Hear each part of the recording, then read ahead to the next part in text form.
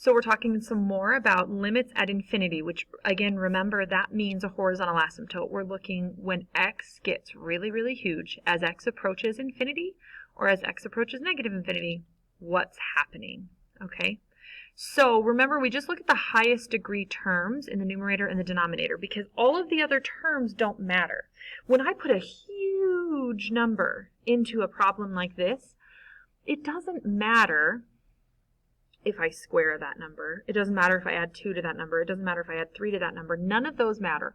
All that matters is the biggest term because that's where the biggest number is going to be, right? And when you take, you know, a huge number like 1 Google, which is actually a number, and you put it to the fourth, it's going to be so much huger than x squared that none of the rest of it matters. So remember, all we're doing is we're looking to find the horizontal asymptote. So what's the horizontal asymptote of this one? Since the degree of the numerator is 4, and the degree of the denominator is 4, we have that condition where the degree of the numerator is bigger than, or is the same as the degree of the denominator.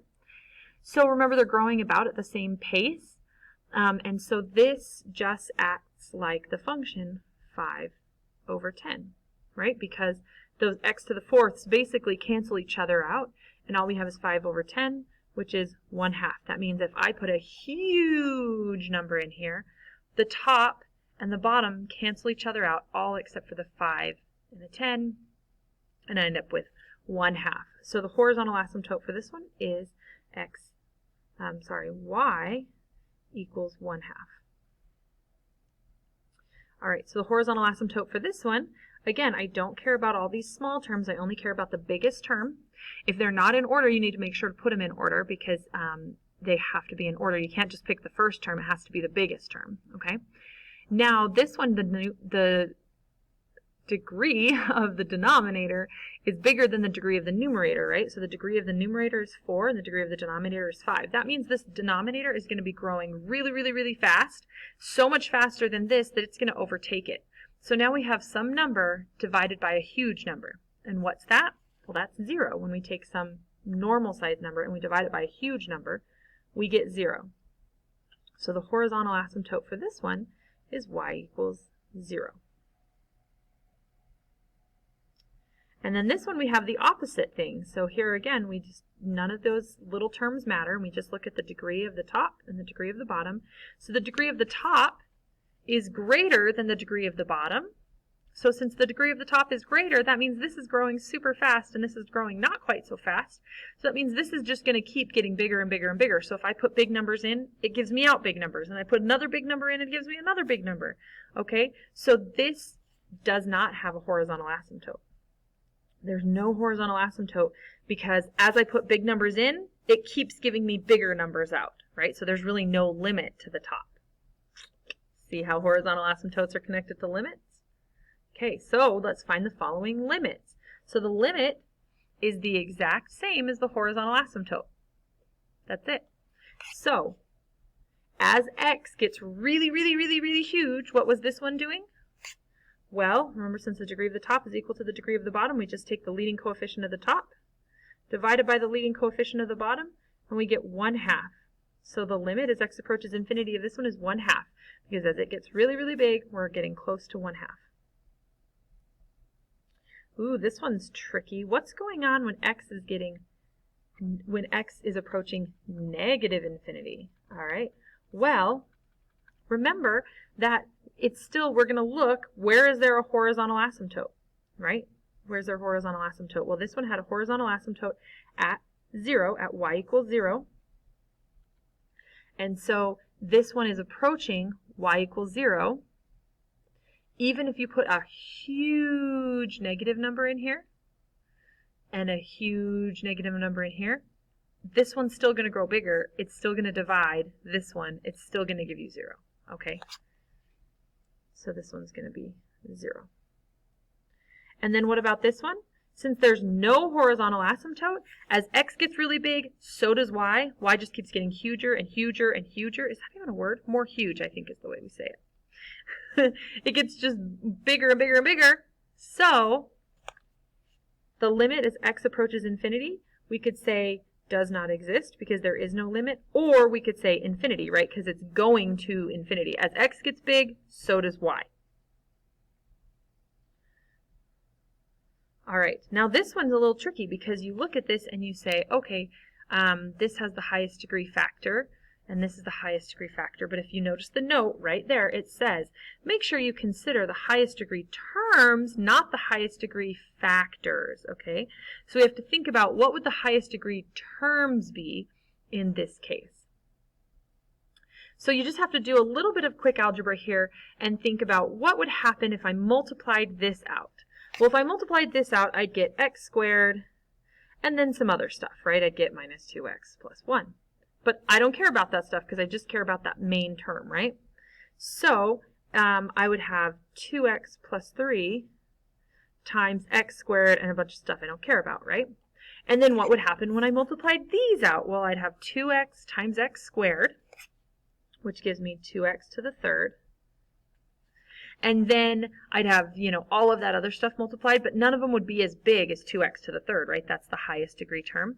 So that's my highest degree term. I don't have to do all the rest of it. Same thing down here. This is going to give me 3x squared, which is 9x squared, right? Because I have to square the 3 as well, because it'd be 3x times 3x. If I multiplied 3x minus 1 times 3x minus 1, I'd get 9x squared, plus a bunch of stuff I don't care about, all right? Times x plus 2, so I'd take the 9x squared, multiply it by 9, or by x, and I get 9x cubed. Okay, so on top, I would have 2x cubed as my biggest term, and on bottom, I've had 9x cubed as my biggest term. All the rest of this stuff doesn't matter. Nobody cares about all the little stuff. We just care about those two. Now we look, do these have the same degree? Do they have, or different degrees? Well, they have the same degree, and since they have the same degree, they basically grow at the same rate, so they cancel each other out, and all we're left with is the leading coefficient of the top over the leading coefficient of the bottom. So, what is the limit as x approaches infinity of that whole mess? It's 2/9. That means there's a horizontal asymptote at 2/9, and as x gets really, really big, y gets really close to 2/9. It's important to notice that rational functions, like the ones we had in the last examples, only have one horizontal asymptote, okay? So they only create one horizontal asymptote. So it doesn't matter if you're going to positive infinity or negative infinity, you're going to get the same horizontal asymptote.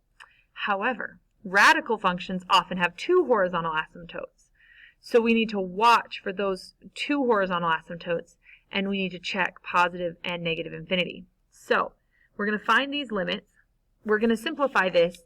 Again, we're just going to do some sign analysis on these to see what's happening when x gets really, really big and what's happening when x gets really, really big in the negative direction. Okay, so we don't care about all of the small stuff, right? All we care about is the biggest term. So the biggest term of this one is square root of 4x squared over x. What is the square root of 4x squared? Well, it's 2x, right? But it's always positive because it doesn't really matter what I put in for x. It's going to become positive when I square it. Then I'm going to multiply it by positive 4. I'm going to take the square root of it. I'm going to get a positive number out, right? So the square root of 4x squared is the same as 2x, but only the positive version, right? So no matter what I put in for x, it's always going to come out positive. But on the bottom, I still have x. So we're going to analyze these signs, and we're going to say what happens when I put a huge positive number in here. Well, I have a positive on here and a positive here.